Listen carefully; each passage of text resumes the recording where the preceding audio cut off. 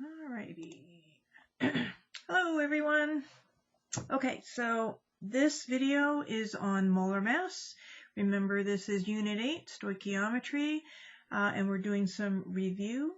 One of the things you need to remember about from previous units is molar mass. So what is molar mass? It is the mass of 1 mole.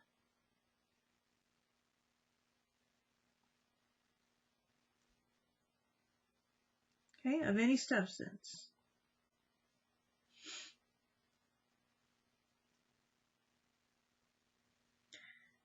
Okay, and we use this in stoichiometry only out of necessity.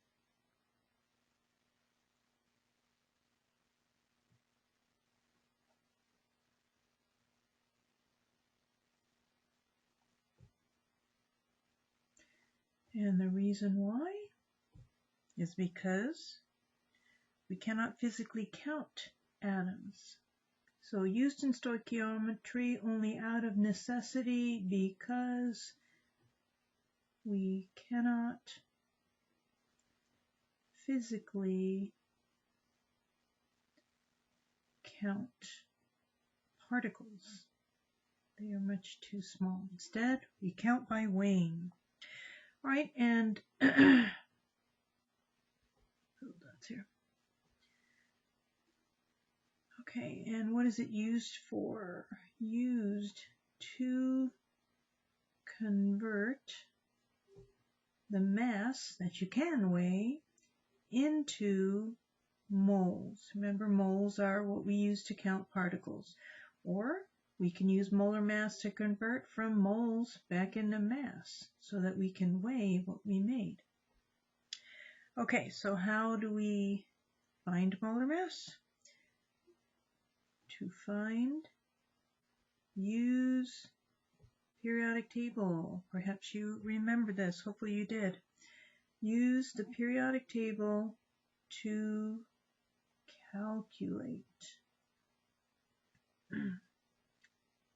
Find molar mass. I'm going to put MM for molar mass. Okay? You can see, yes. Okay. All right, so for example, let's find the molar mass of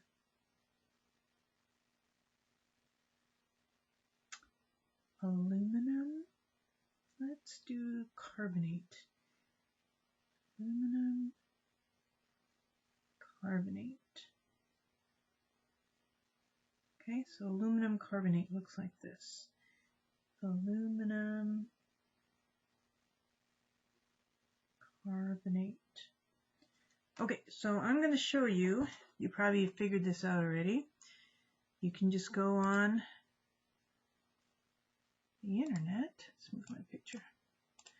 All right, and then you can type in Al2 parentheses CO3 parentheses 3. Right, that's aluminum carbonate. And right here it says molar mass. So let's see what they get. And they get 233.99 grams per mole. Obviously, I want you to know how to find that, but this is what you can do to double check your work. Okay, so let's see how, let's remember how we can get that. Click back into there. Okay, you are going to need your periodic table. So if you have this, then go ahead and get it out. Put the video on pause, and we will figure it out together, or the method to figuring out together. Okay, so what we need to do is find the molar mass of each one of these elements. And then we're going to add them together in the ratio shown by the subscript. So this 2 means we have 2 aluminums. So I'm going to find the molar mass of aluminum. It's 26.98. Okay, multiply it by 2. And then I'm going to add all my carbons up. And according to this, I have 3 carbons. So I'm going to go 312.01, and then I have 3 times 3. Remember, this multiplies everything in the parentheses, so that means 9. And the molar mass of oxygen is 16 grams. Okay, and then I am going to get my calculator out, and of course you could probably just do this online, but I got mine right here.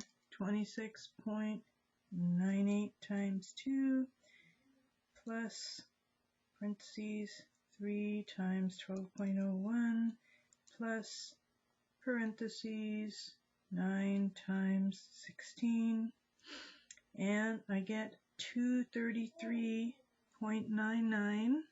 Is that what that guy said? Let's see, let's look. Let me write it here.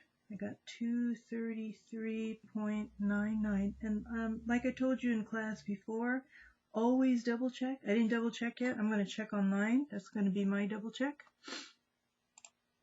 And yep, 233.99 is what they got. Alrighty, so that's how you find molar mass. Now, what is molar mass used for? Molar mass is used to convert, so I'm going to use to convert grams to moles, or from moles to grams. So let's use this to do something useful. Let's say I had, I don't know, 587 grams of this stuff. Okay, aluminum carbonate. Okay, and I wanted to know how many moles is this? How many moles? Okay, so what I'm going to do is I'm going to start with the amount that I'm given, 587 grams, and I'm going to multiply it by the conversion factor that I get from the molar mass. Right, so this is the molar mass.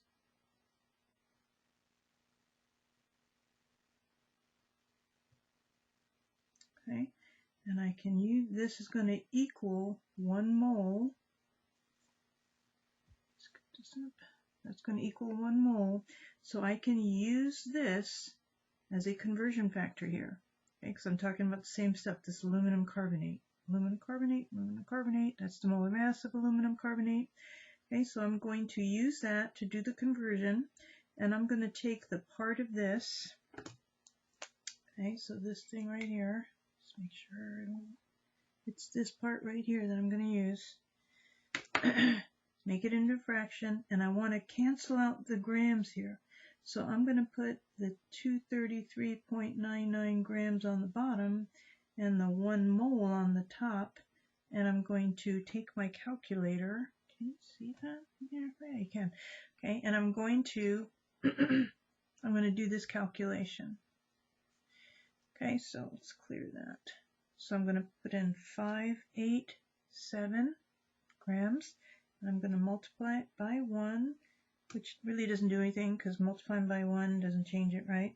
And then divide by what's on the bottom, 233.99, and I get 2.5, let's do 3 sig figs, so 2.51, because that 8 is more than halfway, right? So it's going to be, this 0 is going to turn into a 1.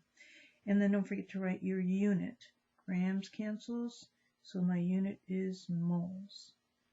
Okay, so that's how you convert from grams to moles. How about moles to grams? So this is example 1. Let's do another example. Let's say we had 7.32 moles of this stuff, aluminum carbonate, and I want to know how much does it weigh?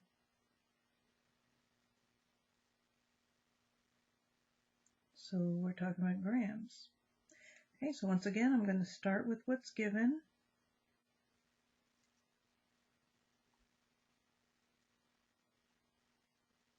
And I'm going to use my fraction.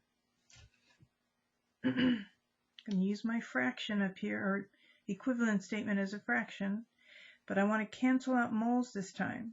So this part, the part that has the mole in it, is going to go on the bottom. So I'm going to put the 1 mole there, and the 233.99 grams is going to go on the top. Okay, get my calculator out again. Clear. Right, so it's 7.32 times, because it's on the top, 233.99. Oh, I gotta put time there. Hold on, guys. Times 233.99. And then I would do divide by 1, but that doesn't change anything. Oh, sorry. Okay, and I get 1712.8 grams. Alright, so if I was rounding the proper way, I would round it to 3 sig figs, but just to make it easier for you guys, let's just go to the decimal. So that would be 1713 grams of aluminum carbonate.